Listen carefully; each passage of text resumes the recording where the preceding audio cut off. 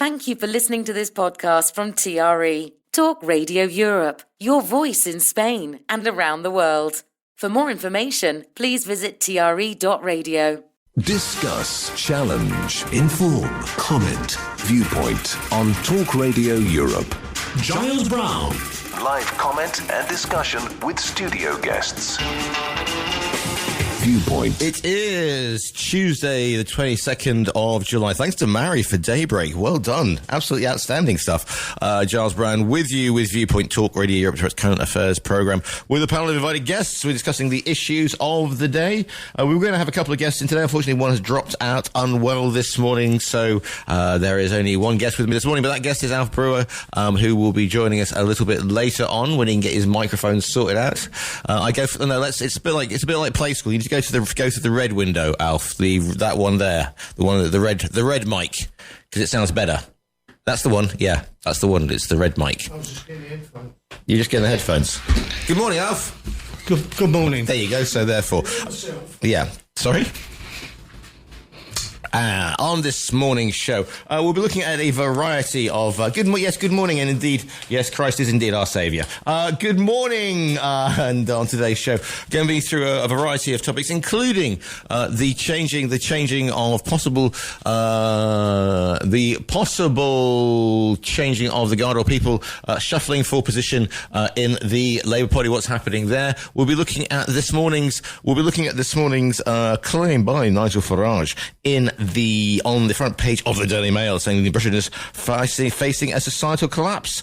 We'll be looking at that, as well as do you think there's a general lawlessness around Europe in general? You could argue there'll be some pretty high profile. If you listen to Bob on the news this morning, some pretty high profile incidents happening over the past couple of days. If you want to get your viewpoint, to me this morning, then these are the numbers. It could be national, international or local. To contact TRE, please call 952 78 4000. Email studio@tre.radio. Send us a WhatsApp on +34 645 99 67 95. Message us on Facebook, Talk Radio Europe Official, or tweet us at TRE Talk Radio.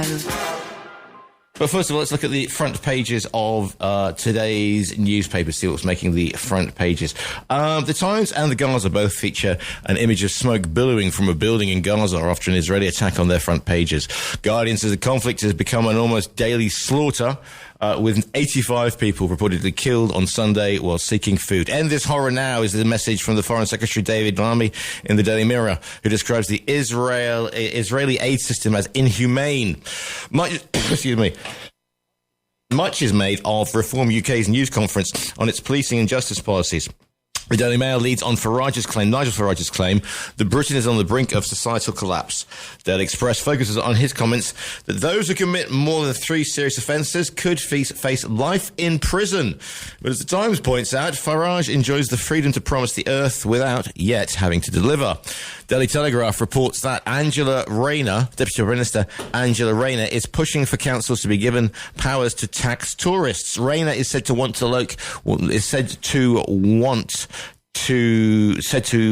local authorities to be able to cash in on hotel stays.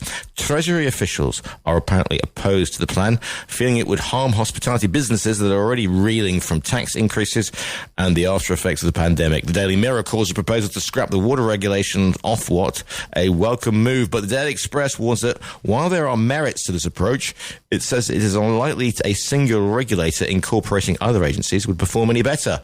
Come on, England, is the message on the front of the Metro, ahead of the Lionesses' Euros semi-final against Italy. The Eye says the team are ready to roar, with the captain Leah Williamson available to play despite going off with an injury in the quarterfinals. According to The Guardian, the travelling supporters smell a date with history to get in the mood. The Daily Star is offering its readers a cut out and keep ponytail. So those front pages, Daily Mirror, end this horror now. Deadliest days in Gaza, food queues, fury over inhumane system. The Guardian, Israel launches offensive on Gaza amid aid hub amid fears over starvation. The Times, The patients at risk during walkouts, warns the British Medical Association, a photograph of a building being hit in Gaza. The Metro, full out on Come On England for the Euros. Meanwhile, the Daily Express, Farage, 3 strikes and it's life in jail. Meanwhile, the Daily Mail, Britain is facing societal collapse, warns Farage. Meanwhile, the Eye, raising state pension age beyond 68 is inevitable, warns Farage, as future of triple lock in doubt. The Daily Telegraph, Rayner demands tax on tourists. The Sun, Wokes the story. Council threat to axe gig over fears of fans harming trees on Gallagher Hill. That is Oasis slamming Killjoys. Financial Times, Britain to be charged by Brussels for sales won via a €150 billion weapons fund. They say that any weapons bought under the Bloc Security Action for Europe Act project. According to Financial Times, EU diplomats say that because UK businesses would receive EU money to expand its weapons capacity, London should recompense Brussels. And finally, we'll finish with the Daily Star. Number 1 for Lionesses, Comb on England. Pages 4 and 5, plus a free ponytail for every reader. And those are your stories on this Tuesday, the 22nd of July. Giles Brown, live from the studios of TRE Talk Radio Europe, your voice in Spain. Right then, let's look at these front pages. Look at these front pages again, or this front page story. I'm asking, it's on the poll, by the way. It is on the poll I've put on Talk Radio Europe Official. I'm asking the question, do you think that Britain is facing societal collapse? If you do, please, 952784000 is the phone number. At the moment, 100% of you think yes, it is on the verge of collapse. So if you are in accordance with that one, then I'd like you to get in touch with me on 952784000. Be good to hear from you. Other headlines this morning coming through are as follows on the main stories. Anyone helping facilitate illegal channel crossings faces being banned from coming to the UK and having their assets frozen. Suppliers of fake passports, gang leaders and corrupt police officers will be targeted under new government plans. Foreign Secretary says the UK is looking at further action against Israel if there's no ceasefire in Gaza. World Health Organization claims its warehouse has been hit, with aid volunteers warning the food situation's worse than ever. And Tory leader Kemi Badenoch's apparently rejigging her top team, bringing back Sir James Cleverly. Sources say the former Home and Foreign Secretary can expect a return to a prominent shadow French bunch rail. And ex-Prime Minister Tony Blair has apparently urged to pay back thousands of pounds in discounts on designer clothes. Newly released archive files receives officials concerned that the offers wouldn't be available to order members of the public. We go live to the lines. Morning, caller, you're live on TRE. What's your name? Where are you calling from? What's your viewpoint, please? Yeah, hi guys, John Carrington. Morning, John. Law and order. I don't know what you're going to kick off with. I missed the initial introduction, but just on a point that they say crime is going down or whatever. I had an incident some years ago where I dealt with a murder inquiry. The 2 guys were convicted of murder. I subsequently had to contact the Home Office for something to do with the record, and they had recorded the murder conviction as manslaughter, because they said that the guys claimed one of the triggers on the shotgun that they used was defective. It was, as it happened, but it wasn't the one that killed the guy. So it was absolutely ridiculous. But what I'm saying is that murder was recorded as manslaughter. When they tell us that recorded crime is going down, firstly, I don't believe that they're not massaging the figures in the Home Office or wherever. And secondly, of course, they go down because people don't bother to report crime because it would appear the police aren't doing anything about it. So, I mean, they're talking about society. What's your view on this thing that Farage says the other day about three? I mean, we've been here before, haven't we? It's a very American thing. 3 strikes and you're out. In terms of if you commit 3 serious offences, you will spend your life in prison. I mean, is your thought on that one that there's the A that's going to put you might if you're on your second offence, you are tempted to do something despicable. You might as well be, as the saying goes, you might as well be hung for sheep and lambs. And B, do we have enough prisons to actually cope with this? No, I mean, unless you're going to have an enormous prison population, that's a waste of time, isn't it? I mean, there's got to be deterrence, I agree, but that's another long argument and discussion. But just locking people up, in my opinion, doesn't solve the problem. We've got to try and find out why they commit the offence, and we've got to spend some money, which they don't now, trying to rehabilitate people back into society. I've known people who've been to prison and they come out, they go back to crime because they feel they have no option if they want to make some money or earn enough to live on or for their family or their kids. They go back to crime to do it. That's the system falling down, I think.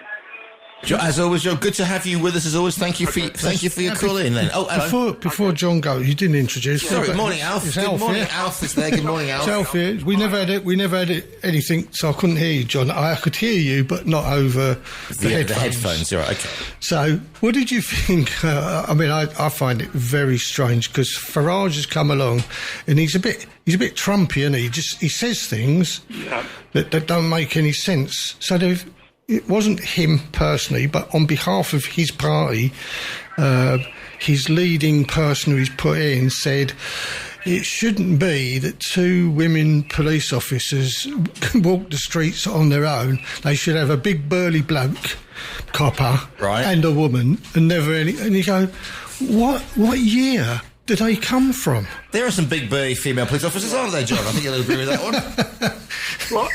Well, it's not as ridiculous. I mean, of course, he's in opposition and he can claim anything because he doesn't have a past we can judge him on. So, he could, as you know better than all of us, the opposition can make it up as they go along. And but certainly as a 5'8" copper, I had to rely in those days on my chat-up skills to nick people. I couldn't rely on my brawn because I didn't have any. No, but to be honest, John, unless you're in an incident where it is a matter of using strength, much of policing isn't about that, is it? It's about talking to people. It's about calming events down. It's about shepherding people to the right places. It's about putting things off. And if it does look like it's going to get a little bit more tense, then you call for backup, don't you? And these day and ages, they've all got microphones on their collars and everything. I just thought it was really strange. Times have changed, as you know. I mean, when I was a copper, there were hardly any WPs, women police officers, because they were only employed as specialist officers to deal with women and children, basically. Yes. And they did an excellent job. And then they wanted to make police women into police men because we all got to be equal. A lot of the police women didn't agree with that. They wanted to do the job they always did. And certainly if I was standing in a violent situation, I wouldn't really want a woman officer next to me unless she was a black belt in judo. Well, absolutely. Which probably most of them are. No, not. Most of them are just ordinary everyday ladies of course. Who come from society. Of course. And they've got no more ability to defend themselves than you or I, you know. And we go back and say the good old days, but I mean, I'm not sure if I go back as far as you, John, but I go back to the day where the copper was on a push bike and he went into the TARDIS to make his cup of tea or his phone. We had them. We used to have one on the end of one of the turnings. Third Avenue had a TARDIS at the end of it, next to the butchers. Right. Okay. And a policeman was always a geezer, a bloke, biggish bloke normally, on a push bike. The only thing that was missing was the basket on the front. Otherwise, it'd have been a midwife. You know, it was just. But that's how they policed it then, and they could get away with it. But in this day and age, where I left England to come here, every month there's the next stabbing. Well, there's the next gang war. Yeah, but that's, you see, the thing with that is, and John, back me up on this one, or shoot me down in flames. And I've talked to various members of the Thin Blue Line before, and that is because our policing has now become reactive rather than proactive. Absolutely. And it's much sexier to have a bunch of people screwing up in flashing jam jars, leaping out, going cover me, than it is to actually, get to know your, do your community policing. And again, I don't know if you did it, John, but I can remember being in school, in my junior school, and the local policeman used to come and talk to the school and walk around the school. Right. You knew them, you knew the police people, and they knew a lot of you as well. So, but times have changed completely. I mean, I retired nearly 40 years ago. The way I did policing, I joined in 61. Right. The way I did policing in 1961 could never apply now, because over the years, the police and society have given up. I mean, there is no deterrent anymore. People commit a crime, and they say, for example, they put them on community service. I've known people who are on community service, and they've said to, like, the park keeper or whatever, where they've been doing their community service, you keep your trap shut unless I'll fill you in. So therefore, that community service meant the guy went out, had a drink, wandered around, came back, had a fag. Community service meant nothing. It was just an excuse to not put people in prison and to do the easy way out. And gradually, that's what's happened. Crime has got worse and worse and worse because there are no deterrents. And when you say about the stabbing, when I left the police force, there were, I think, or certainly when the hanging bill, I can't remember, 87 or whatever, was abolished. Before that, there were about 50 murders a year in England. Now there are considerably more than 50 a year in London. Yeah. And in my day, we almost knew every murder that had happened. Yeah. That you would know that so-and-so in Glasgow got stabbed and someone in Knightsbridge got whatever. Now, I wouldn't think that most coppers know what happened in their own division because there are so many stabbings and whatever. And we've totally lost the way. And everybody who says you've got to love them and give up and whatever, I'm sorry, that's why it's got the way it has. And I personally, and I know I'm very old-fashioned, I would bring back the cat for crimes of violence. Bring back the what? The cat of nine tails. Oh, the cat, yeah.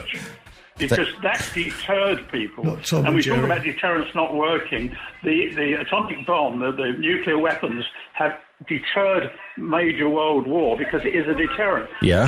In the crime situation, there is no deterrent.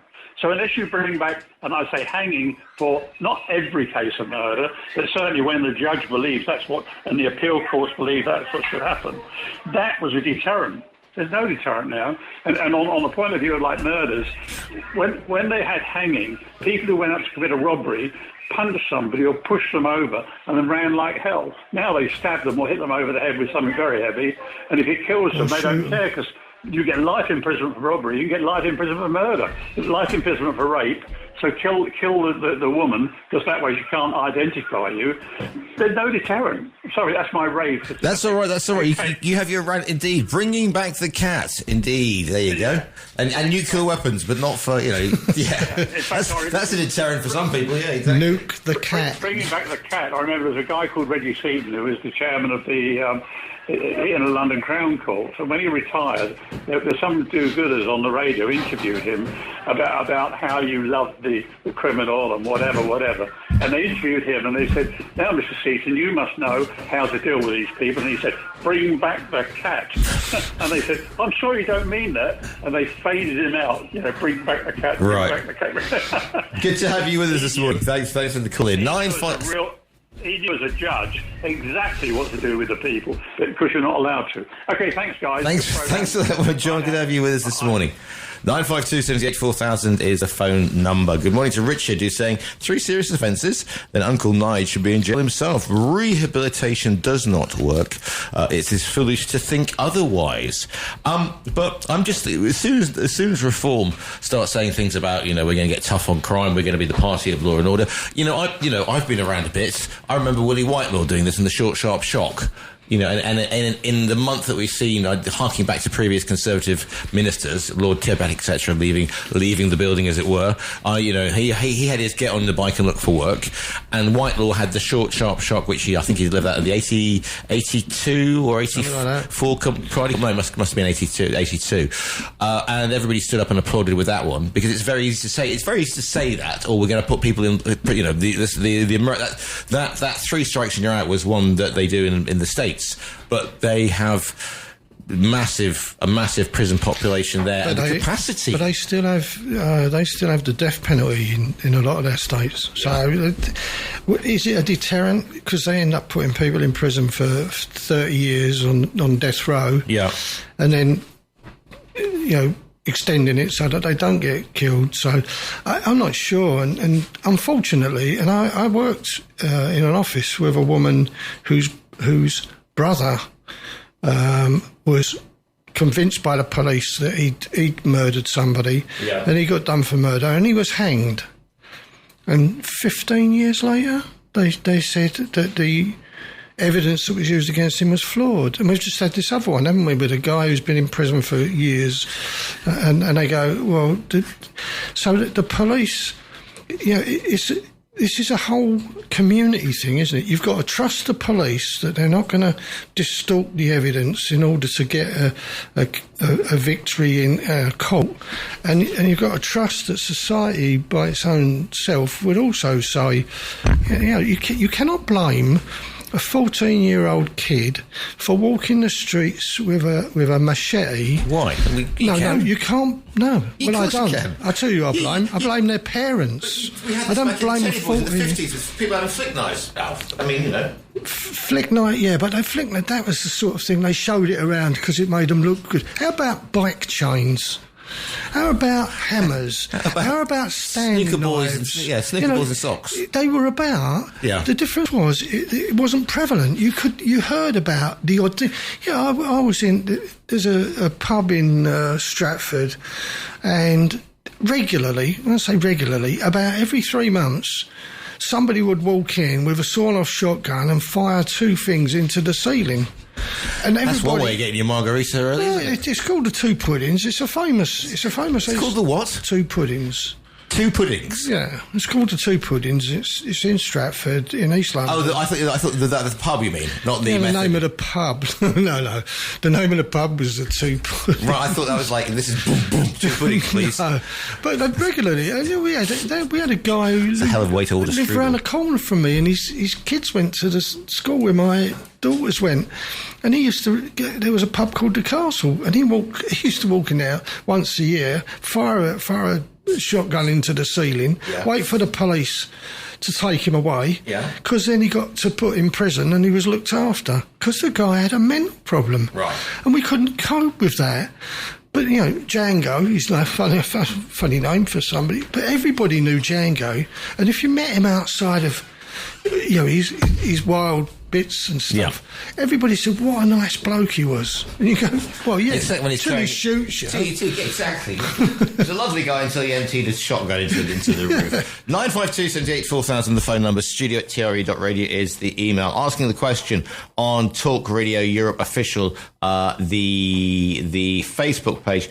We are asking the question on the back of the front page of, well, several pages of papers are carrying this picture, but carrying this story. Nigel Farage has said that Britain is facing societal collapse. 51% agree with that. 37% do not agree with it, and 12% don't know. But when we talk about societal collapse, I mean, that's a bit of a sweeping statement, isn't it? I mean, if you think about, the whole society is going to hell in a handcart. I mean, I'm just it's easy to say because, and it is back to this. From when I was a kid to what it is now, life changes. As John was saying, things change over time, right? And you do notice these things. I wouldn't dare not say please and thank you when I was a kid. Nowadays, the kids just don't give a toss. It's like, yeah, tar, whatever. Words that we never understood, and it becomes accepted in society. So it's not societal breakdown. it's society has changed, that they're much more lenient towards things that my parents were more strict about. Here's the thing, right? The Daily Mail's got this, and it's on pages 6 and 7, right? On the right-hand page, they've got Dan Hodges, making his comments. Nigel Farage is currently the only senior politician who is seen to be actually speaking for Britain and doing so in a voice people recognise, right? Voters recognise. That's one. On the left-hand side of the page, 6 arrested as hotel protest ends in mindless thuggery, and this is obviously people outside... And that's the old one. There's been another one.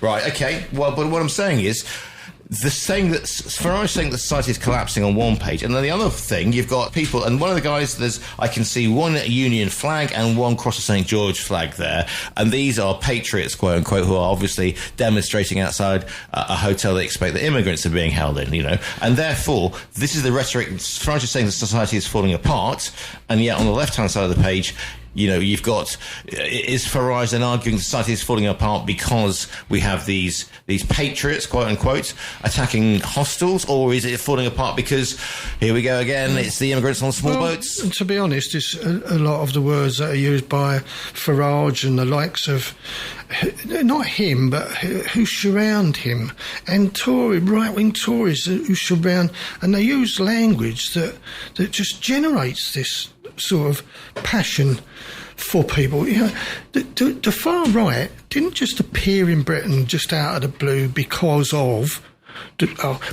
communists coming into the country. It's been there, and what happens is they become organised, which is, for many years in the union movement, I was opposed to militant, I was opposed to Corbynites, I was opposed to Bennites, I was opposed because it's quite simple. As you know, I have a simple philosophy. If you want to change things in society, you have to be in power. Right, yes, listeners may be familiar with that one. Yeah, so you have to get into power, but you don't get into power at any cost. And that's what a lot of this, Farage is trying to get into power at any cost. He's gonna pander to a huge lot. I know how many times have I said as well, if you were to go to the British population with another silly, what do you think people of Britain about bringing back hanging? It would be overwhelming. But that's because. What have we learnt, Alf, about asking the Great British public? Absolutely. Stuff? I mean, Boaty McBoatface, for example, Brexit for another example. If these things tend to backfire. Brexit's not an example. Brexit is changing a whole society's way of life. Exactly. The damage it's done. Well, my view, the damage it's done to Britain, and all those people that say, it's a good thing, it would have been a good thing if people who were genuine about it would have stayed around. Cameron, never forget, Cameron said, I'm going to give people this vote, and whatever the outcome, I will stay to make sure that it's enacted properly. And he lasted 2 days. No, he didn't. He just, I was doing a thing with Kate, from Good Morning Britain. Yeah. And we got the results, and he appeared. 2 days later, he got the wooden stand out the front. I'm giving up and let somebody else. Yeah, absolutely. And it's like, who's going to take over? Knowing full well that the Tory party wasn't in a position. They took long enough to arrive at Cameron, and most of the time it was about who can we find to oppose Johnson inside the Tory party, and they're going through it again now, aren't they? You just said on the paper, it said Kemi Badenoch is about to rejig her top team. Yeah. Kemi Badenoch is a dead man walking in. But it doesn't matter. They were wiped out in an election. Weirdly, and I'll keep on saying it, weirdly, it should never have come out like that. This is the falseness of the UK electoral system. They're wiped out. Her top team is like top Division 1 teams. They're really good, but they're never going to be a Premiership club. And she's going to rearrange her top team that isn't the top team. Deck chairs in the Titanic, one could say. I know. You just go, I feel sorry for her because she got elected. 50-odd thousand people voted for her. So she's not been voted by 3 people to be leader of the Tory party. So she's got some following inside the Tory party. And you sit there. I mean, I don't agree with hardly anything she ever says, but I wouldn't, would I? But you have to listen. It's like when, Richard was saying about Margaret Thatcher, and I challenged him and said, you said that Thatcher was... And he said, no, I was just saying... And it's the difference between saying Thatcher for the Tories, Thatcher for where she came from, was brilliant, absolutely brilliant. But I wouldn't have her in my house for a cup of tea. Winston Churchill, during the war years, was a fantastic leader for the country. But, as soon as the war finished, people saw through all that nonsense. We're not going back to serfs and bloody... Well, they were opposed to the Conservatives. I mean, not Churchill himself. Churchill was a great leader, but, I mean, the Conservatives didn't want him either. He was totally out of things. And therefore, when the post-war elections came, not even post-war elections, they were at the Potsdam Conference. But then when you look at it, you go, why was he so good in the war? What did he do in the war years that made it... And what he did is he put together really top-notch speakers. Yeah. He's one of the best speakers. And the second person, I wrote a pamphlet for my union about how to make speeches. The 2 best speakers, Winston Churchill, and believe it or not, Neil Kinnock. You have to listen. I mean, he did ramble on when he was in the Commons and things like that, but when you heard him on a stage speaking to an audience, he was spot on. Seriously, he had people eating out of his hands. 952 78 4000 the phone. I'm going to take a quick break and then back with more Viewpoint. Talk Radio Europe. Your voice in Spain. Viewpoint with Giles Brown. Always live, always lively. Joined in the studio by Alf Brewer. If you want to get your viewpoint across, these are the numbers. To contact TRE, please call 952 78 4000. Email studio@tre.radio. Send us a WhatsApp on +34 645 99 67 95. Message us on Facebook, Talk Radio Europe Official, or tweet us at TRE Talk Radio. Asking the question on the poll, which is on Talk Radio Official, is Britain facing societal collapse? 51% of you think it is, 37% of you think it isn't, 12% of you don't know if it's collapsing or not, or just a bit shaky. Look, just also, this is an interesting one this is taken off the mail as well, because it came through my letterbox this morning. Reform pledges to bring tougher bobbies on the beat because society needs that tiny bit of fear now. Okay. Well, what next? Brown shirts, black shirts, what do you fancy? Well, I don't honestly cannot. Big strapping bobbies, quote unquote. And you go, stop talking about them, stop giving them publicity. Unfortunately, though, what Farage has got, what Johnson had, what a few people have got is that charisma that they can stand up and play a microphone. They can say things to the wider public that sound like they're really good, don't have to justify anything what they're doing, don't have to say they're going to pay to do any of these changes. Right. They just come out and say... So, he was on telly Sunday on Laura Kingsburg, and they were going through, because they've now got, 10 councils that are... including Staffordshire. Well, it's your land. Exactly. You deserve him. But no, they go through and they say, well, this is happening in this one, and this is happening in this one, and what are you doing about this one? And he has a sort of answer, and he comes to one and he just says, I don't know what's happening now. And you go, you cannot, a leader of a national party cannot say, I don't know. But it's a voice of, it's a breath of fresh air. No, that's John Starmer. Right, Starmer, not John Starmer. John Starmer? He was my political officer. Exactly. John Starmer was my union political officer. Yeah, Starmer. So Starmer... Yeah, otherwise known as the Prime Minister. Starmer says, stupidly, I never read the paper before I made that speech. What, the Island of Strangers? Yeah, and you just it's just nonsense. You cannot, as a leader... You can't do that. So shouldn't your internal monologue go? Hang on a second, an island of strangers. Not when they're just reading it off a script. You have to see how they do it, Giles. I've got one in front of me. Right, I'll show you. Here we go. This is what they do. Okay, that's a speech. Yeah. By the General Secretary, John Golding, who was an MP. Minister for Northern Ireland. Right.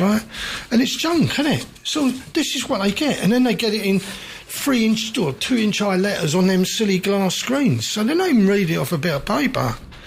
And if I'm reading, for example, if I'm reading... This is real, by the way. I know it's real. I can see that. I can see the provenance of that, Alf. But if I was to do... When I read the news headlines, for example, if I say something or a news thing and it said, and by the way, so-and-so suggested that not only did we bring back the cat, but we should be we should nuke criminals, i.e. Hackney's going to get it next week. But you've had no control. I've had no control since 1974, Alf. But anyway, that's the point. You have no control over the content because it's not your content. But you're the leader, you're the Prime Minister. Yes, so it's his. This is his content. Some speechwriter's written it all down. Yeah. And he hasn't bothered. Well, he hasn't bothered to read it. Well, some of the speechwriters are absolutely brilliant, seriously. Yeah, I mean, if you sat in a room with Mandelson and what's his name, the bloke who was, I forget his name, the bloke who suffers from, he was Blair's right-hand man, really.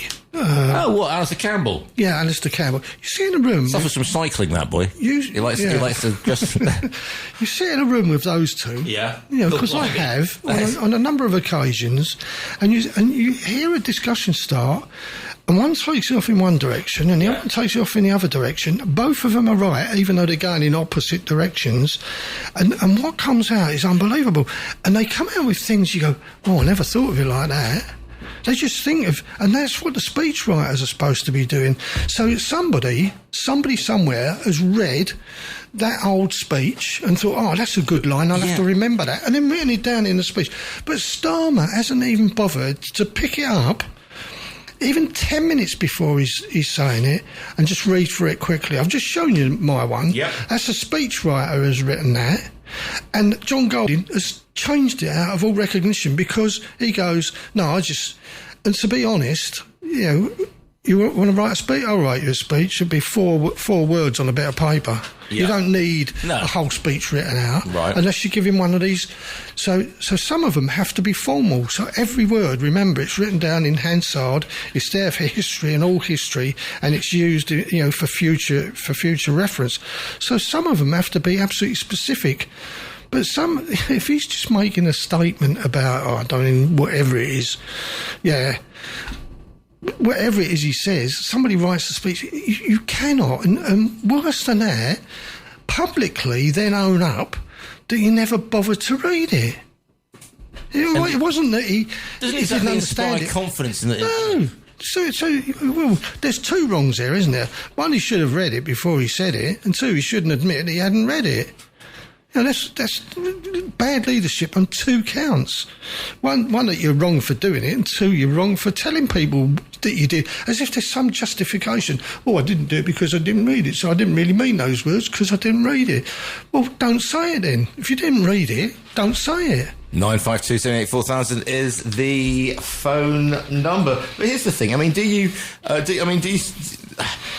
think Starmer's going to get a second term then at this rate? Because this seems to be. It's getting about lambasted, and we know that there's an agenda going on from the most of the media against immense Labour at the moment. But Rachel Reeves is obviously getting hit on for her U-turns, etc. The winter fuel bill, trying to plug that whatever it was billion hole in the finances. 22 billion. That's the one. Don't forget it. And Angela Rayner now who is obviously the red peril, according just slightly to the left of Chairman Mao, according to the Gang of Four. According to I don't mean that Gang of Four. I mean the Chinese Communist Party Gang of Four, but to the left of Mao Zedong. And but she also wasn't selected.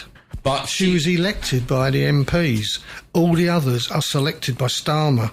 That's what makes Angela Rayner separate from the rest of them, and why it's easier for the media to say she's being isolated or she's being ignored or what she's saying isn't party policy or what, because they can take her out and say, well, you weren't selected by Starmer, so you're not part of Starmer's team.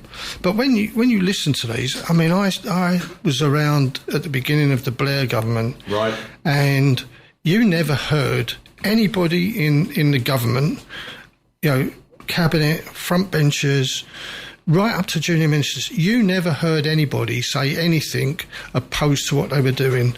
And what you're getting is that why do you think the Starmer withdrew the whip before the recess then in the last week? No, because he's not attacking those sort of people. I'm not being funny. I mean, right, history.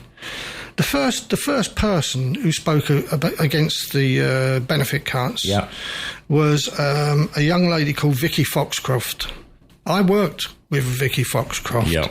She was working in the political office of what was the old GPMU.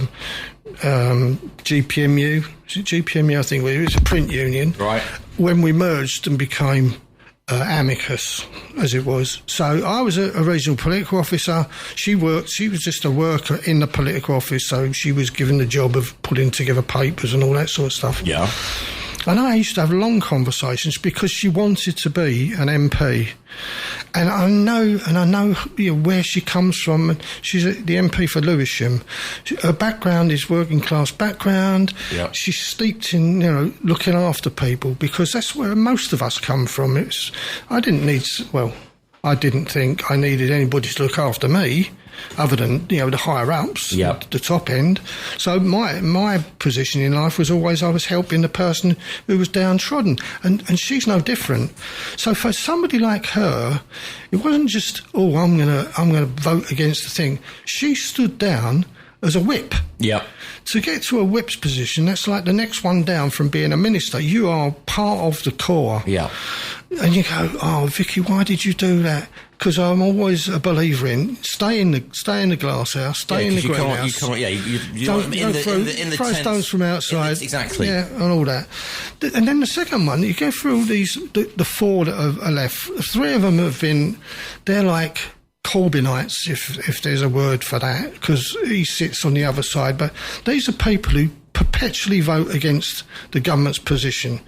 And people used to go, oh, Corbyn, this, that and the other. And you go, yeah, but he voted against the Labour government in one session about, I think it was on 92% of the votes, he voted against the Labour government. And you go, he's not Labour. He's never been Labour as far as I'm concerned. He should have had his own party, form his own party. It'll get crushed because he doesn't do anything in a sensible way. He's not after getting power.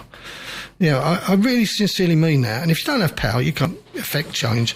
So then we come to Rachel Maskell. Well, Rachel Maskell was an organiser in the same office that I worked in. Yeah. We worked in the same sector. It's called the not-for-profit voluntary sector. Right. So we covered charities and all that. The workers, right up to the chief executives, is who we covered in that. Right. So, yeah, she spent a lifetime of doing this. But you go, Rachel, I lived through 1977. In 1977, the trade union movement started a 35-hour week campaign, and it built to such a momentum, such a position, that nobody accepted the fact that a Labour government was saying, if we do that, you're going to destroy the UK economy. You cannot give a 5-hour reduction in the working week without destroying the economy. So we're not going to do it. What did we do? Got rid of Callaghan, brought in Thatcher, 20 years of Thatcherism, Toryism, all the wrong things. You want to do that again? Well, carry on the way you're going. Stop knocking the government. Work with them. By all means, have your opposition. By all means, disagree with them. But you do that in-house, not by going out. And Rachel Maskell, I've never seen her. I mean, like I say, I worked with her. She was on the telly every 10 minutes, slagging off the government. You go, that's not your job. 952-784-1000. Quick break and then back for the last 7 minutes of the first half of this morning's Viewpoint. Talk Radio Europe. Viewpoint with Giles Brown. Live and lively, joined in the studio by Alf Brewer into the last 7 minutes or so of this morning, the first half of this morning's Viewpoint. I'm just talking about we mentioned about you kept within the party. You didn't go on social media to decry it every 5 minutes. You weren't appearing on a Sunday morning TV programme saying, "Oh well, the leadership's gone," because you have to show party unity. And what we've got with this so far unidentified, it's unnamed party, of course. This is Zara Sultana and Jeremy Corbyn, and they're saying that this could win voters. It says like Labour floundering, etc. And of course, Diane Abbott has had her. She's been on the naughty list, on the naughty step for Labour since forever, and so therefore you can see. Forget a gang of 4. Can we have a gang of 3? My fear on this. No. No. You mean no? Diane Abbott has never been part of Corbyn's setup. Would never join Corbyn to set up anything. Would never organise a party against the Labour government, though. No. She was, of course, she was, and so Rachel Maskell was, yeah. Vicky Fox was. Lots of them were in Corbyn's cabinet and things like shadow cabinet, because he never became prime minister for some strange reason. Oh no, it's not strange, is it? But at least with people like Diane Abbott, you might disagree with her violently in my case, right? But you cannot say that she's ever not been Labour, whereas Corbyn has always run with the. It's like Tony Benn, Labour through and through. Well, yeah, except for when he used the communists to try and become the leader of the Labour Party. Yeah, these people have got no. Yeah, they're just the broad left. Well, the whole thing about the 1970s, they were saying, Ben's saying this. Absolutely. He's not going to really do it. And then they found out he really was going to do the whole thing. Absolutely. And he was one of those who was promulgating and promoting the unions in their time. In the 70s, remember, people were just a bit fed up with high inflation, low wages. Unemployment was rising. People weren't getting out. They weren't getting out of that. Most working people come from a background of aspirational desires, i.e., I want my kids to be better off and do better than I did. Yeah, okay. And that's where they come from. That's where working people come from. I hate all this, you're working class, you're middle class. And then you end up saying, no, I don't understand this. Middle class are just people who go to work. Right, they may have better houses, they may have bigger cars, they may have free televisions, they may have whatever, but it doesn't make them mentally any different from somebody who has to go to work for a living. They're still aspirational. Kelly Dade not worked at McDonald's. That makes her working class, doesn't exactly, you know what I mean? But they're still aspirational for their kids, and that's what it's about. It's aspiration. Whereas when you get up into the upper echelons, I'm not being funny. The front page or whatever it was of Saturday's Daily Mail. Yeah. What's his name? Beckham. Oh, Brooklyn Beckham. Yeah. And you go, what has he ever done? Well, nothing other than marry. He's been born to wealth, and he was conceived in. Good job he wasn't born in Peckham, wasn't Brooklyn it? Bridge. I would have thought Peckham would have been great. I couldn't. Well, I can't imagine, to be honest, unless Brooklyn Bridge has got some sheds or something. I think let's not on a bridge. It's Tuesday morning. Let's get that mental image out of our mind. But that's just bread and circuses. They're not from. They've got no aspirational intent. Yeah, but they're nepo babies. Well, yeah. So I'm talking about people who. They're not working class. They are working people who aspire to give their kids something better. I did something stupid. I didn't bring them. They came of their own accord and lived in Spain, and they're teachers. And the teachers' pay in Spain is that's a vacation. Dismal. It's a noble vacation. Absolutely. And you trust fund managers or something. You've met some of my family, and they are so inspiring because they got better than what I ever did. Nothing against trust fund managers, by the way. Just to let you know. just to let you know. But you know what I'm saying? That, yes. There is okay. if you, and this is a rather deep and meaningless thing, but the satisfaction in your life is not resplendent on the job that you have. Okay, so therefore, if you want to become a teacher, and that's about campaigning that you never get your first teacher. We all remember our education. The wonderful Sir Ken Robinson you talk about education, but if you talk about somebody's education, it's a boring subject. But if you say to somebody who was your teacher, you will still remember the absolute teacher and inspired you to do this, that, and the other. Yeah. So therefore, especially the geezer who used to whack me with a slipper. Anyway, moving swiftly. What you get up to in your spare time is none of my concern. But in the meantime, let's just get back to this Corbyn Abbott Sultana, or this Corbyn Sultana. If we propose party, you stand the danger of going down that route that we have in Spain at the moment, with like hundreds of little parties everywhere, and you cannot, because they don't like. I don't like the Labour Party's view on water. I don't like the Conservatives' thing on crime. I'm going to set my own party. It is impossible to govern without that. But you haven't heard Corbyn. No, I haven't anyway, not once say, I want to create another party. The first people he had that sided with him were the ones who got elected against the Labour Party on the issue of Israel, Gaza. Yeah. Well, we know what Corbyn's thoughts on Corbyn's approach to Israel is. Yeah, but he hasn't never said. There's four of them, remember? So it's like, and they all sit. If you look on the television and parliamentary questions, you'll see them all sitting in a row, because that's where the non-entities, as I call them, the non-party people, the so-called independents, and Corbyn's into that. I cannot believe, that woman said he wanted to form a new party. That's because she wants to do it. Yeah, exactly. On that, we're going to take a break and then back for some more Viewpoint after the national and international news.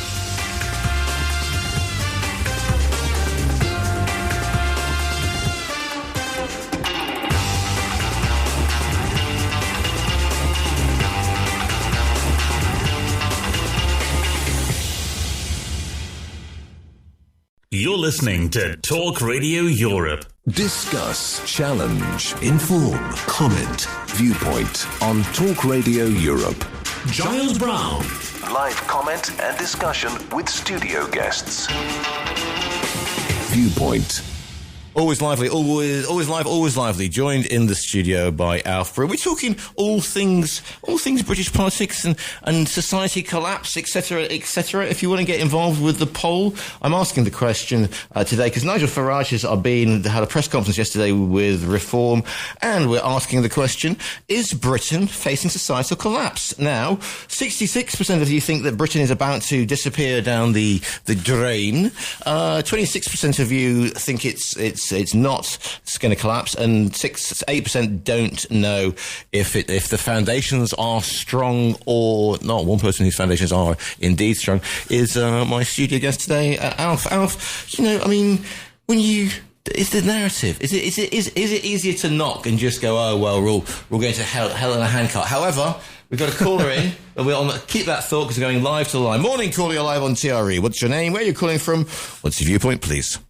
Good morning, Giles. It's Jason. How are you? Very well, Jason. And yourself?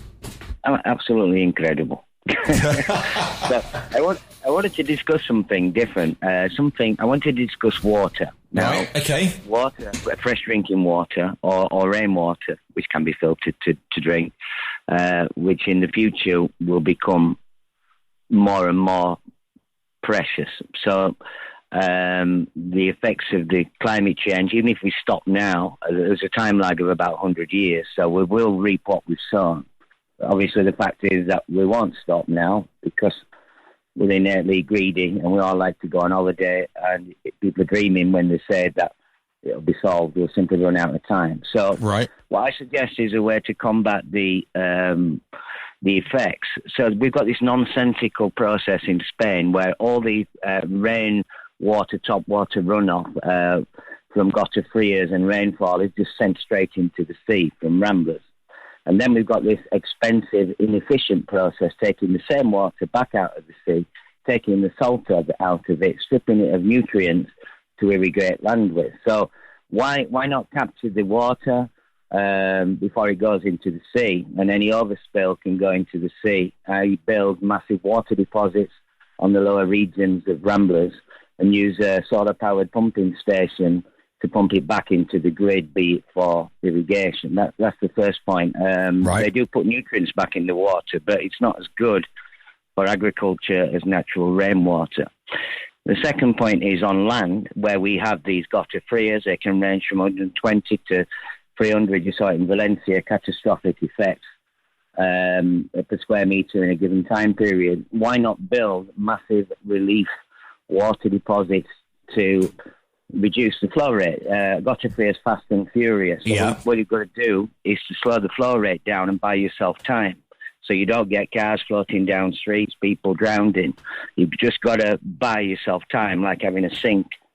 So I don't understand why they don't do this. And there is a natural water deposit bigger than anything that is on the capability of man to build, which is depleted, and that is the natural aquifers water table, hundreds of millions of potential water storage. So if you had a river or a gota fria that was getting out of control, you could pump it back down into the natural water table, and you could take a relief off the flooding situation. This does not solve climate change, but in the future, it's going to become more and more expensive to clear up the mess. So why not invest in the water deposits, pump the water down into the aquifer, and save people's lives? If you can't solve the problem, you can alleviate the symptoms, and that would be cheaper than insurance companies repairing the damage, which will become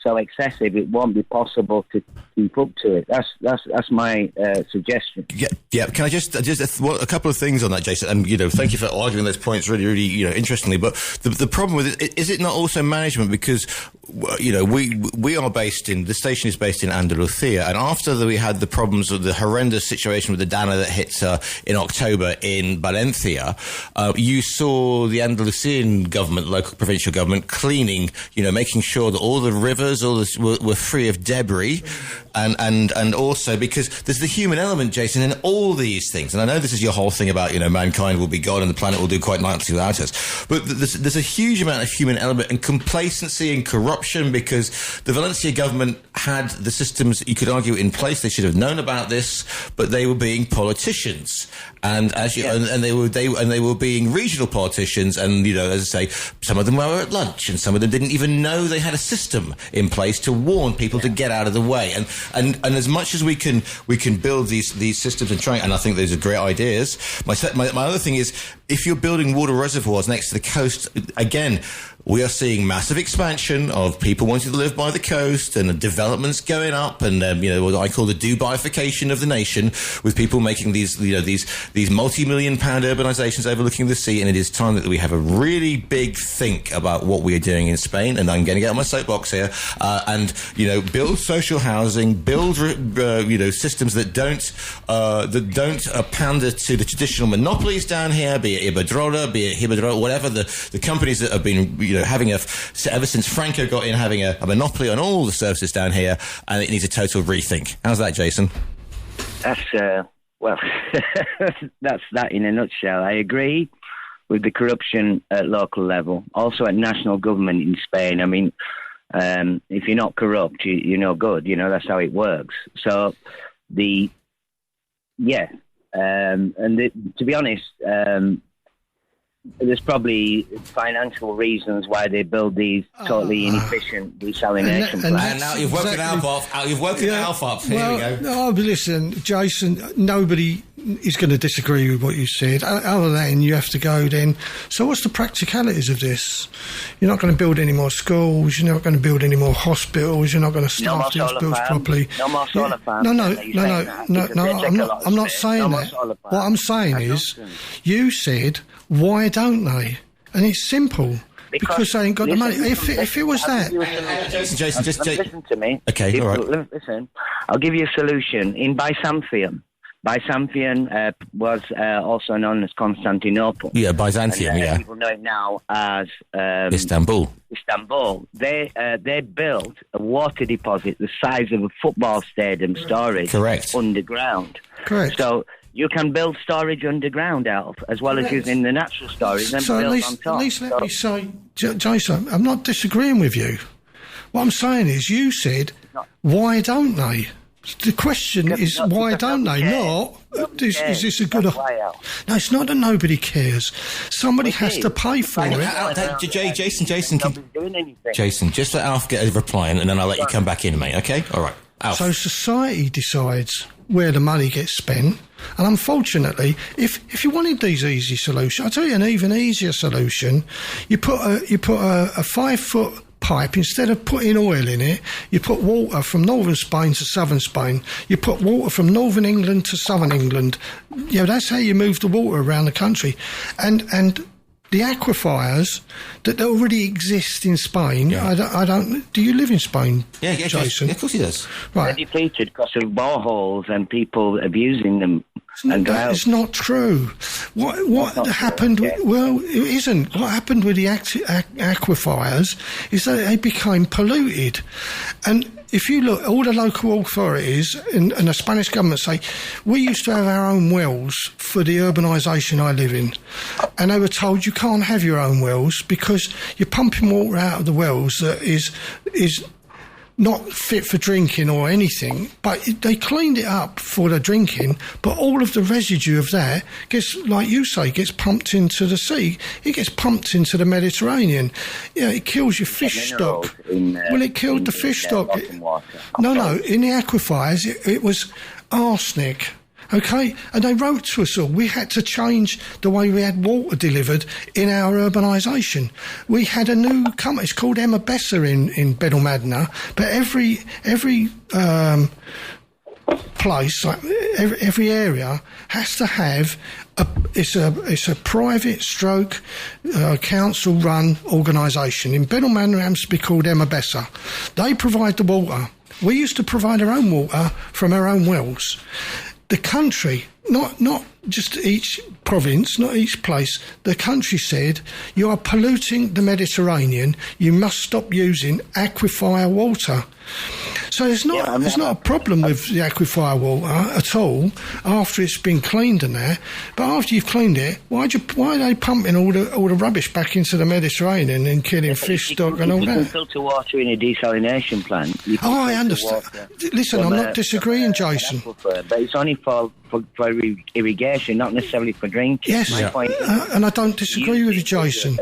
But the simple answer, unfortunately, the glib answer to why don't they, is because nobody's prepared to spend the money to do that. Because they see the money on the other side. Yeah. Well, of course they will. Of course they will, because the public then vote for them. Because the public then vote for them and put them back into office. So, Jason. Yes, absolutely. We have to think about new ways to consider. All right. Anyway, look, you've got some good points there, Alf, but I don't totally agree with you. That's the beauty of Viewpoint, isn't it, Jason? If we all got along and agreed with each other, it'd be a very boring show, my friend, wouldn't it? Okay, respectfully, okay? As always. And God bless. Yep. Jason, always good to have you with the show, and thanks for the calls in there. You see, we're a broad church. Yes, that's the thing about people. We don't have to agree with everybody, as long as we make our. But you see, back and forth. If you're calling in and Alf wants to make a point, let's make it like a tennis match. Boom, boom, boom. Let's not talk over each other. That is the beauty of Viewpoint. If you want to get your viewpoint across, these are the numbers. To contact TRE, please call 952 78 4000. Email studio@tre.radio. Send us a WhatsApp on +34 645 99 67 95. Message us on Facebook, Talk Radio Europe Official, or tweet us at TRE Talk Radio. Okay, let's look at how my poll is doing this morning, which we are asking the question because Nigel Farage has been on this morning, not on this show, obviously. Asking the comments yesterday with Britain facing societal collapse. Do you think it is collapsing? 66% of you think that Britain is facing a collapse. 26% don't think it's going to collapse, and 8% of you don't know if it's looking shaky or not. To the WhatsApps we go, because it's always interesting on that. So we have the following. Right, this is back to the Labour Party. So here we go. Morning, Jay, except she was absolutely right to slag off the government, Alf. The welfare bill is appalling. As a long-time Labour supporter from a Labour family, I couldn't be more disappointed with them than I am right now for a myriad of reasons. Maura McSweeney has a hell of a lot to answer for, trying to out-reform. People like me will move towards the Liberal Dems and the Greens. Okay, that's one thing coming in. Alf? Yeah, but just... I accept what you're saying. I mean, I've been a party member, a party worker, a party, you name it, effectively all my life, 50-odd years. And it's not I'm disappointed, because I am disappointed with some of the things they've said and what they've done and what they're thinking of doing. You know, Rachel Reeves worked alongside. She was a volunteer in 1997, and she was brilliant. And her sister as well, Eddie Reeves, who's a minister as well. And she's a campaign coordinator for the Labour Party. And they're really good. And they come from teaching background, not poor, but working people background. So they're not full of it up your bum stuff. She's an MP for Leeds, so she's representing a working area. Yeah. So I understand the disappointment, but I'll go back. I'll tell you what we did in 1977, 8 and 9. Was we created a position where you're continually knocking the government that's there because they won't give you what you want. And they're saying, we can't give you what you want because that would destroy the economy. We didn't care, did we? As trade unionists, we carried on, 35-hour week or nothing, we're going to have more time or blah, blah, blah. You ended up with Thatcher. Yep. We spent from 79 to 97 under the Tories, destroying working people's, proper working people's idea of what life is about. Right. We get back in Blair, we go through it, and all because we never elected. This was the internal Labour Party people, remember, because we never elected Gordon Brown to be the successor for Blair. Yeah, that was the Islington Agreement. But yes, but that was a big issue for the people in the Labour Party. Never mind about the electors. But the people, you see, the thing is, the public wouldn't know about that because you didn't have Labour Party members on the fringes or whatever. Because you've got so many channels now. We did. Yeah, but if I'm a Labour, if I don't agree with Keir Starmer, and I think I don't agree with him on his welfare bill or whatever, I can go onto my tweet on my social media. As a normal Labour Party supporter. Yeah, which you couldn't but do. We're not talking about supporters. We're talking about people who have been elected to serve and service on behalf of the people, the Labour Party. They're not there as individuals. As much as they want to pretend that they're there as individuals, as much as they want to pretend that they have this thing, as much as that, they are still there, elected, under a banner called the Labour Party. And therefore, it's the principles and background and the policies of the Labour Party that you should be working to. Now, if you disagree with what's happening in the Labour Party and you are a Labour Party backbencher, you go to the ministers, you create the opposition. What's her name? Meg Hillier. She started a load of this stuff. She hasn't been suspended from the party. She hasn't had the whip suspended or anything like that. But she was one of the orchestrators of getting the 40-odd names or whatever it was. And it's so, okay, but I'll tell you what she won't do again. She won't do that again without talking to the minister. And she's a chair of the bleeding whatever it's select committee. But therein lies the rub, because it doesn't matter what party you're in here. It could be across the board. We are now in the part of the, we are now in danger of going down to the politics of people forgetting why they are MPs. Okay, not the variety. Listen, Parliament is full of good, honest, working members of Parliament who represent the constituencies, who don't want the spotlight in the main. But you get these people who get, the spotlight comes on them, they go bananas, like Sultana, right, I'm off, I don't believe in this. Look at me, I'm the flavour of the week. And we get distracted from the thing, because they go into the politics and they go in, and we've seen this with the last bunch of Conservative MPs. If I had been a Conservative with a small c, and I've been you love that, greenhouse. You love that. Anyway, but if you had just gone under, if you just had the worst kicking in living memory because of the proverbial show, if I was a conscientious Conservative and stopped sniggering at the back, but if I was still representing, if I still had my seat, you would be working, or if, conversely, if I was a Labour member and we just got a good kicking, you would think, right, I'm going to work, 24/7 to get my party, which I love and believe in, and represent, to get it back into power. Not go, right, that's it, I'm going off to work I'm going to go on tour or get a directorate or whatever. But if you end up not believing in the people leading who are going to give you a platform to reach power again, then you have to say, there's no point in staying in this. And I've always been a believer. Don't leave the greenhouse to change the plants in the greenhouse. You change them from within. Never leave inside. You do all the changes from inside. Unfortunately, and it's quite right. Oh, I'm opposed to what they're doing with the welfare thing. Well, so am I. I was opposed to them when they said we're going to just completely without any safety net or anything, not that they spoke of, we're going to do away with winter fuel allowance. It's just, what are you doing? How can you do that? This is to working, aspirational people you're doing this to. In fact, you're not. You're doing it usually to the parents of aspirational people who are pensioners and things like that. Why are you doing that? Where is the... And it's because... They're so busy trying to get change. We've got to be seen to be making change that they're not slowing the process down to say, well, if we make this change, what's going to be the knock-on effect? Nobody can tell me that, and there was plenty of people on the coast who at the time said when they removed the winter fuel allowance, well, they didn't remove it. They just said we're going to judge the temperature from a different part of the world. Yeah. So you don't get it because you're not in England. So we're going to remove winter fuel allowance from pensioners like me. I got it, and they go, we're now going to, I don't know where the temperature is, in Tenerife or Palma or somewhere or other they do it.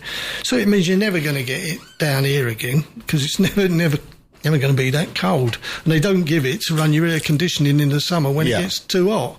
So there's lots of arguments about that, but there's no justification for saying to people, because we're not talking about someone who lives in the north of England with, no future employment in the cold and removing their... So I disagree with it. But at the end of the day, you still have to say, but what's the benefit of having a Labour government compared to anybody else government? Whether it's Respect, whether it's the Tories, whether it's even the Liberals, whether it's the Greens. You have to listen to what they're all saying and go...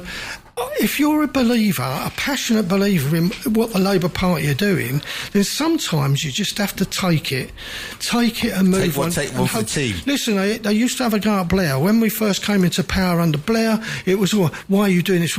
He had a rebellion, didn't he? It was about 46 MPs voted against whatever. Yeah. He didn't do anything at the time, no, because I'll tell you what they did internally. There was a Labour Party conference where you thrash it out and say, look, this is what you're doing. If you want Thatcher back, if you want Major back, if you want the shitty Tories, sorry. It's all right, quite all right. And just by the way, I know you're getting passion, but, Respect, obviously, is the Aretha Franklin song. You meant Reform. Reform, but I quite like the idea of having What You Want, Baby, I Got It. And to the lines we go. Morning, calling you live on TRE. What's your name? Where are you calling from? What's your viewpoint, please? Yeah, hi, it's John in Mihas. Morning, John.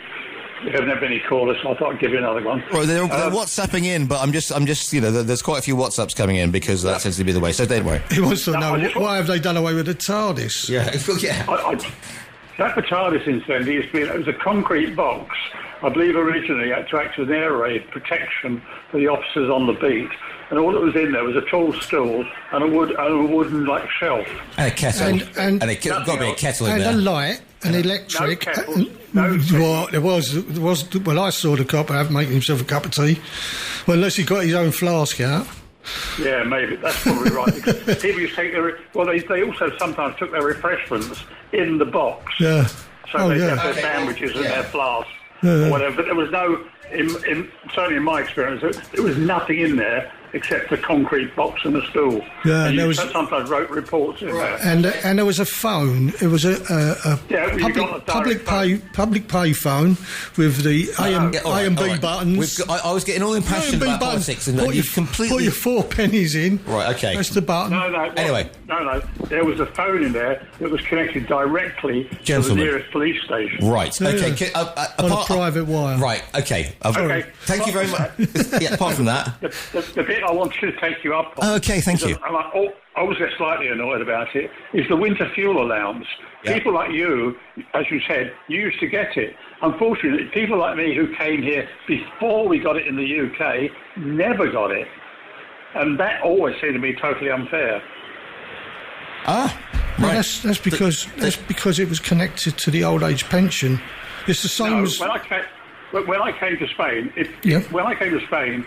There was no winter fuel allowance. That's right. So I didn't get it before I came. That's right. People who came after me all got it if they were getting it in the UK. Yes, right. Because it was connected to the old age pension. It's the same as the National Health Service. Yeah. If you look at it, the National Health Service is not provided in Spain or anywhere else in the world other than the UK because it's provided for the UK. But I'm still covered by the NHS because I'm a pensioner. Right. So it's similar to that. So when they bring these things in, they can't retrospectively change the rules for people in the past. They just can't do it, John. It's impossible under the law. It's because they have to write these bloody bills. Okay. If you ever seen a bill going through Parliament, the oil bill, it's a particularly large duck, 256 pages, just about who had the right to drill in the North Sea. Right. All right. Yeah. Thank you for the call. Okay. Thank you for the call in. 9527. Thanks very much indeed. 952784,000. A quick break and then back into the last half hour of this morning's Viewpoint. This is Talk Radio Europe. Online at TRE.radio. Viewpoint with Giles Brown. Always live, always lively. Let's get off the TARDIS. I thought we were going down a very strange sinkhole there in the time-space continuum. If you want to get involved with this morning's Viewpoint... To contact TRE, please call 952 78 4000. Email studio@tre.radio. Send us a WhatsApp on +34 645 99 67 95. Message us on Facebook, Talk Radio Europe Official, or tweet us at TRE Talk Radio. And the poll's still open. Do you believe that Britain is facing society collapse? 62% yes, 30% no, 8% of you aren't really sure. To the WhatsApps, have a look at some of these things that are coming in. Right then, Richard, apologies, we've got quite a few, so let's have a look at some of the things that Richard has brought to the party. Collapse only just now. British police still think they can command respect with a baton and words in one's ear. It's also the issue that the police seem not to care about low-level crime. People tend to be cocooned in their own environments. They don't require social interaction because they believe falsely they can get that from social media. But, as I've told you before, Giles, and you have indeed, there is nothing social about social media. Uncle Nige is merely copying the Trump Hitler playbook.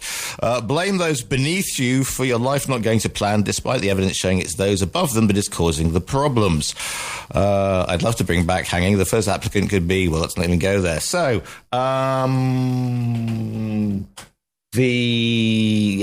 facts and figures about David Cameron, of course. Fresh air, Uncle Nigel. He thinks of Rothmans. Brooklyn's the neighbourhood, not the bridge. Thank you. Just looking at Nigel Farage is the man who spent his entire career deliberately fueling and accelerating collapse. Stop promoting the charlatans. All politicians are corrupt. Then the winter fuel allowance. Those moaning about the loss could have paid for it by not buying the Daily Mail. I'm reading out your WhatsApps now. Why should John get the winter fuel allowance? He has not lived in the UK for 40 over years. If it gets cold in Marbella, then put a jumper on. There you go. Meanwhile,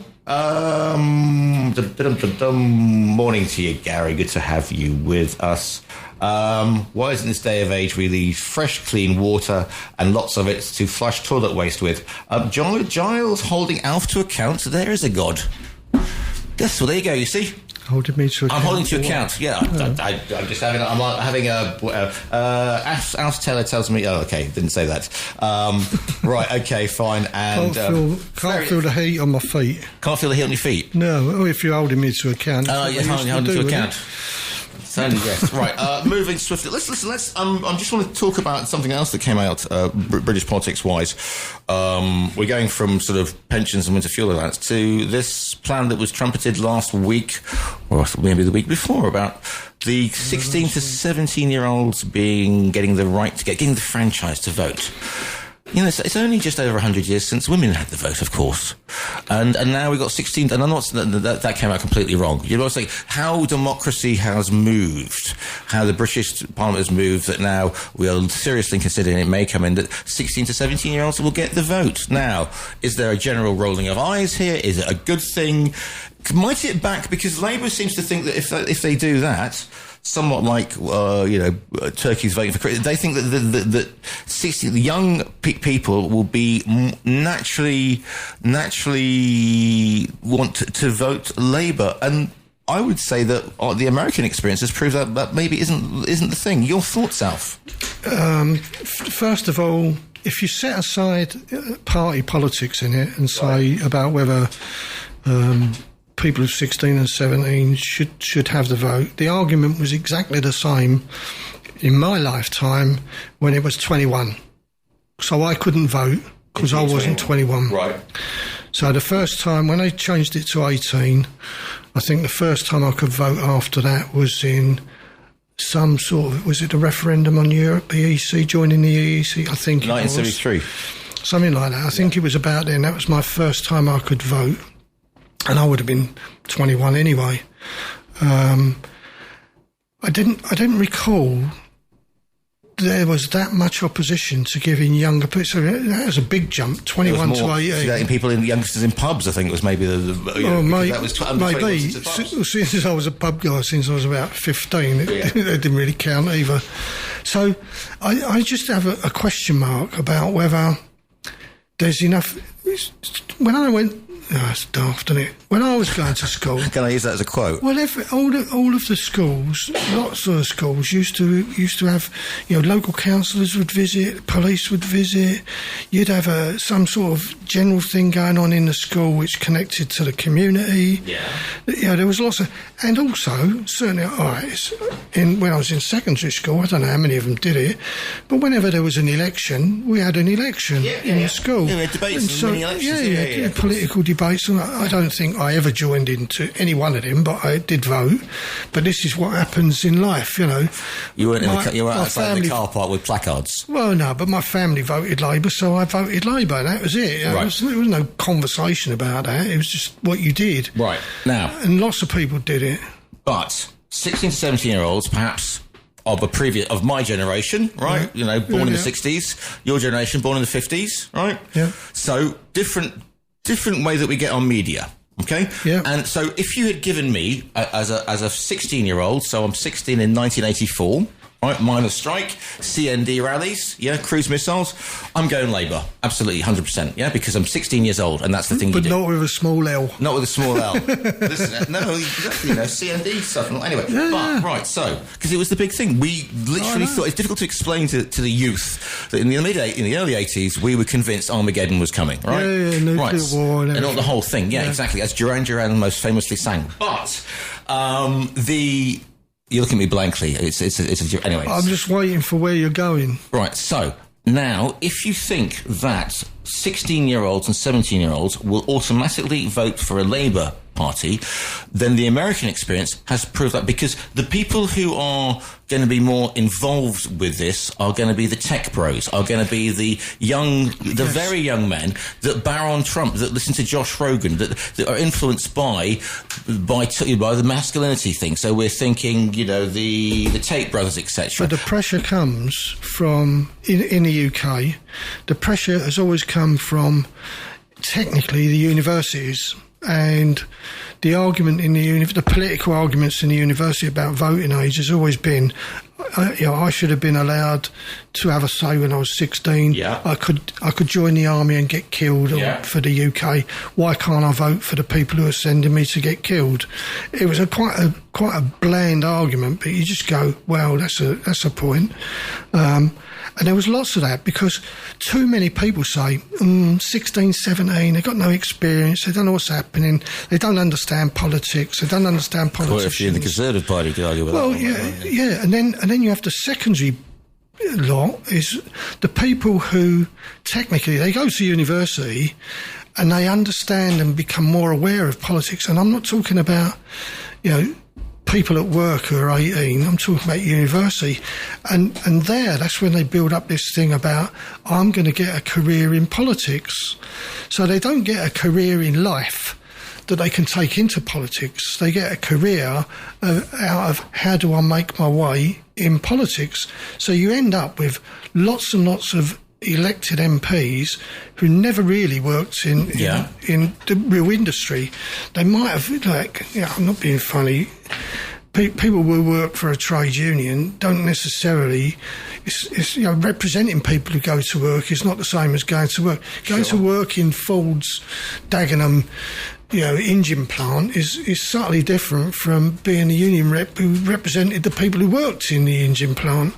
So it's about, would a 16 and 17-year-old have enough mental experience to be able to make that judgment? And I think that 16 and 17-year-olds are much more au fait with life than I was at 16. At 16, I was about, let's go and kick a ball around somewhere, or I was starting work, I started work at 16, 1968, and that was it. You just went to work. There was no thought about politics. And when I went to work, I worked for the GPO, so there was no politics in the GPO, because it was all civil servants at the time.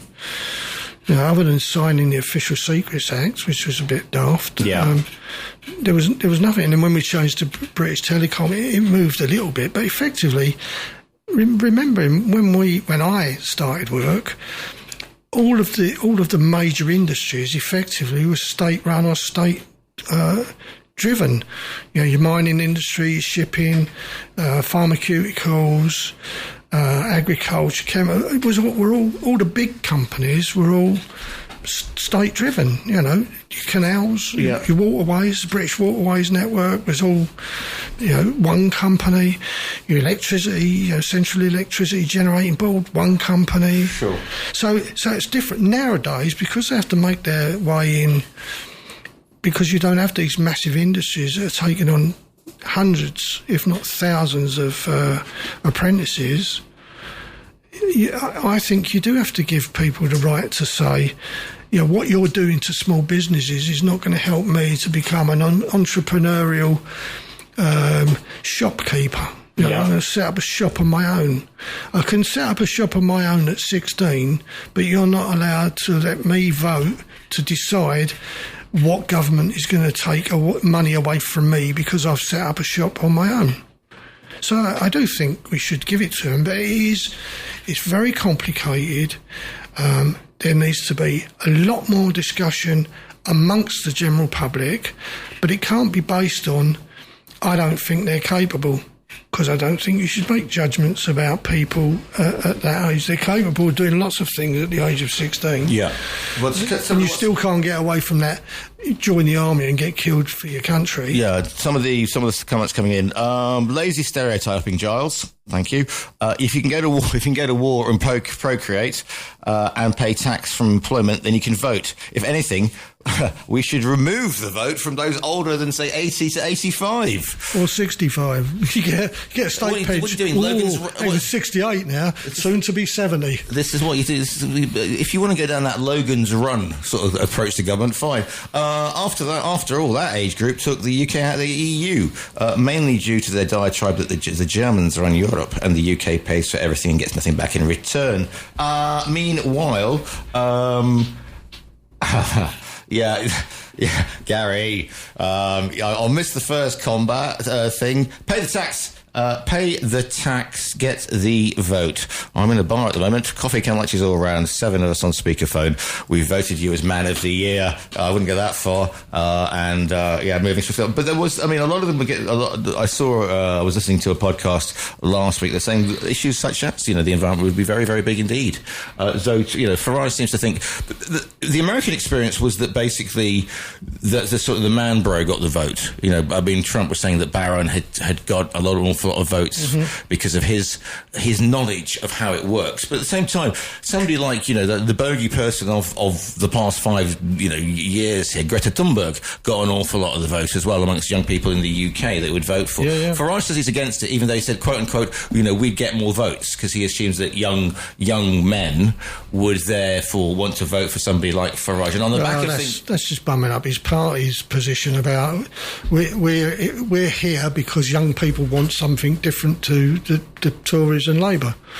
So we're offering an alternative for youngsters. But Jeremy Corbyn did well as well. Jeremy Corbyn did well because of if you think of Corbyn at Glastonbury, where everything is, and it was the whole situation with that again. Because they're bulking the system. Anybody who's bulking the system, you tend, younger people will always, not always, tend to gravitate towards oppositionism because they don't like the establishment. Sure, that's a natural thing when you're a teenager. Well, absolutely. So that's why you go. So if Labour are in power and they're the government, they are the establishment. The establishment. So why would young people vote for this? So they wouldn't.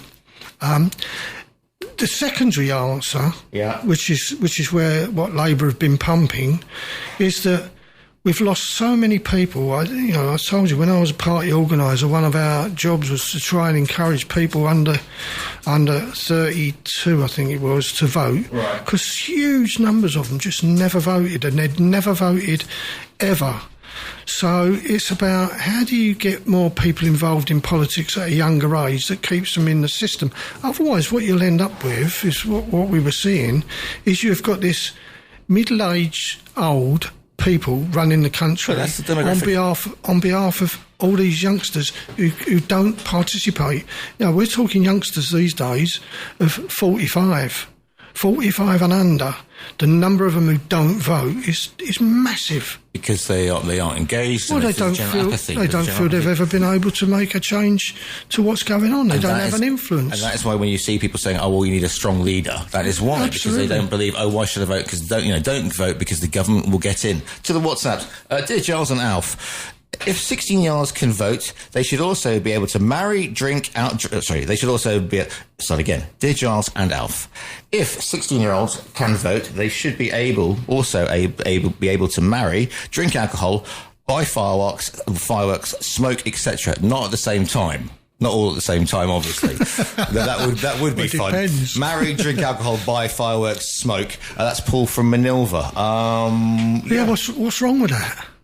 I'm not being funny. If you're gonna trust a 16-year-old to elect a government to run a country, why wouldn't you trust them to go into a pub and behave themselves? Why wouldn't you trust them to get married? Why wouldn't, as if 16-year-olds have never been in partnerships? There were more kids born out of wedlock, as they used to say, to 16-year-olds than ever. Going back let's go back to the poll. I'm going to take a quick. Actually, we're going to take a short break, and then, believe it or not, we're going to be into the last 10 minutes of this morning's Viewpoint. Talk Radio Europe. Viewpoint on Talk Radio Europe with Giles Brown.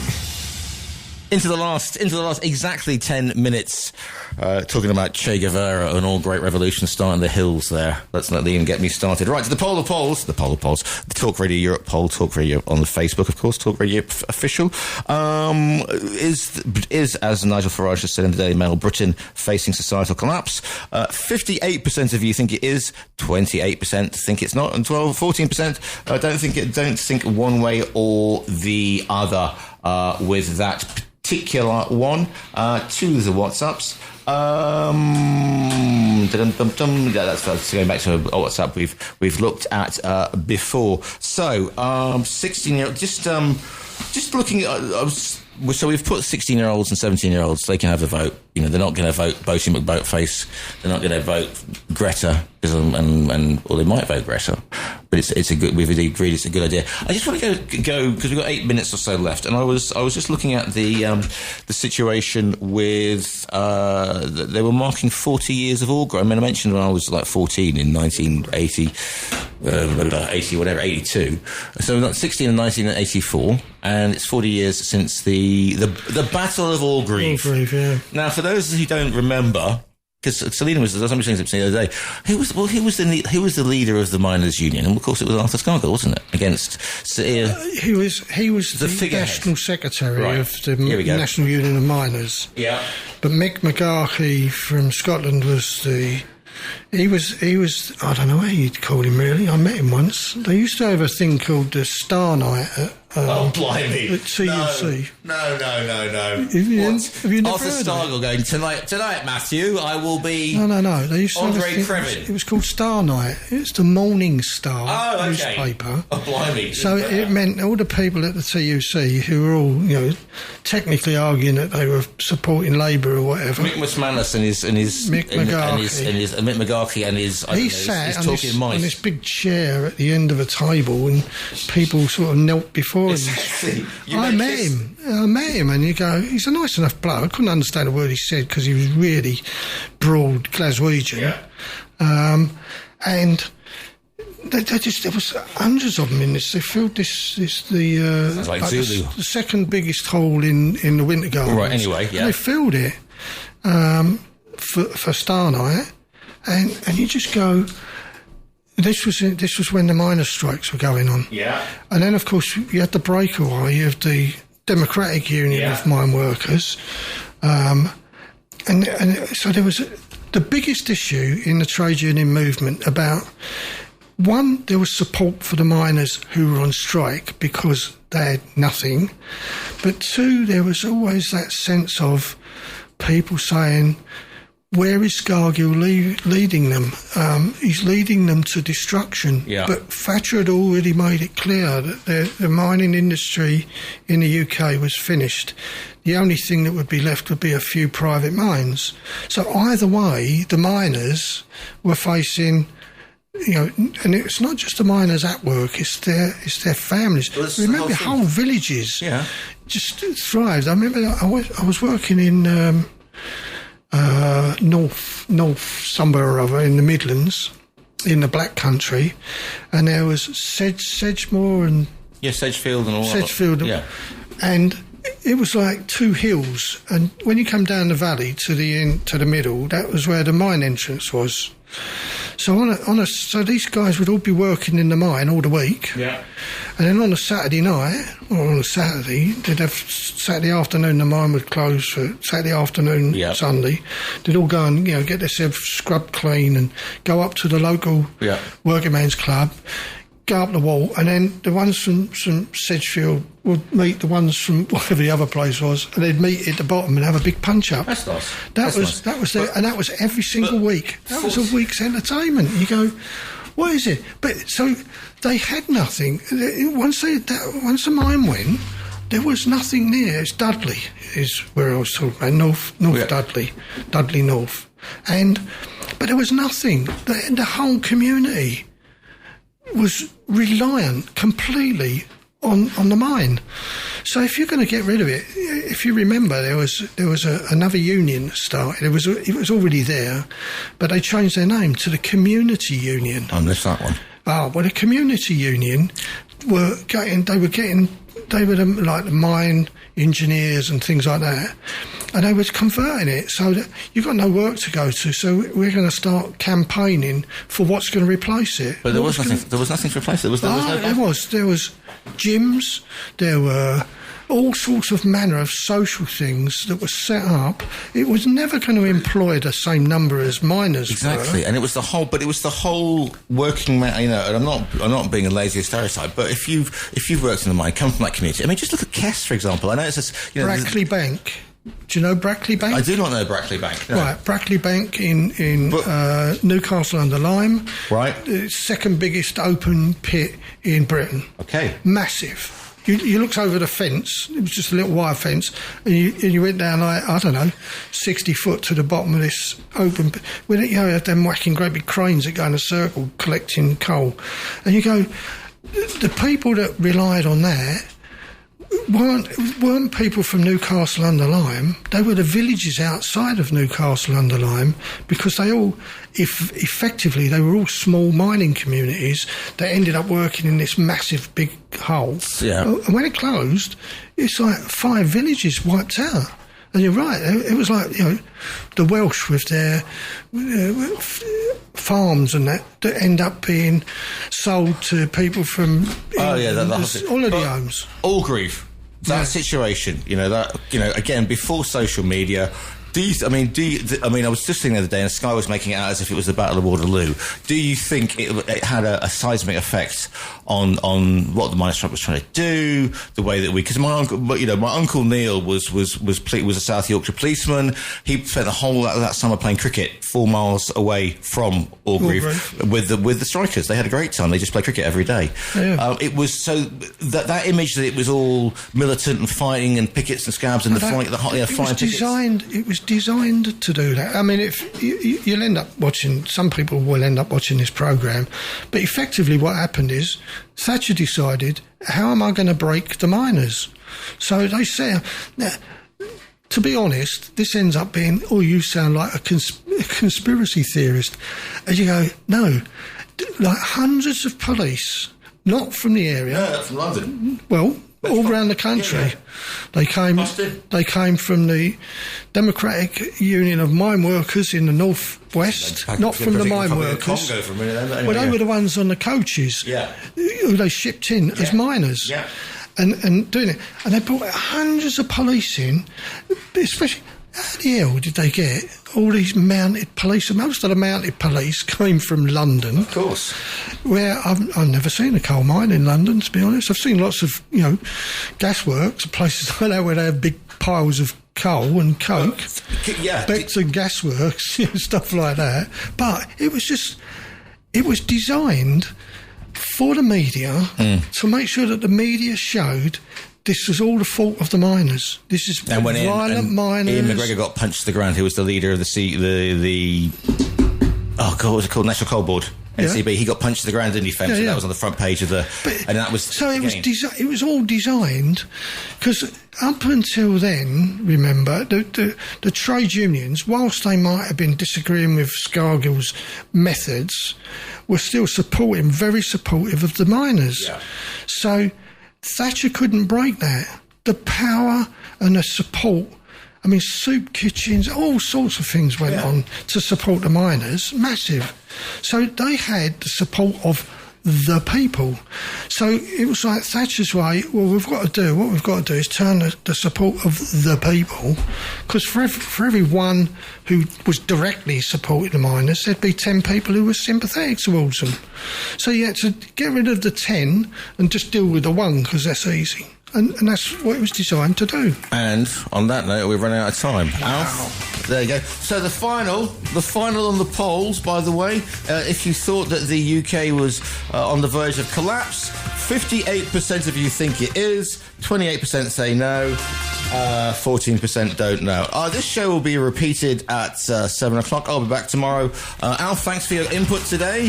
Thank you very much. This show will be repeated at 7 o'clock. Stephen Ritson is up next. My invited studio guests and callers do not constitute an opinion endorsed in any way by Talk Radio Europe.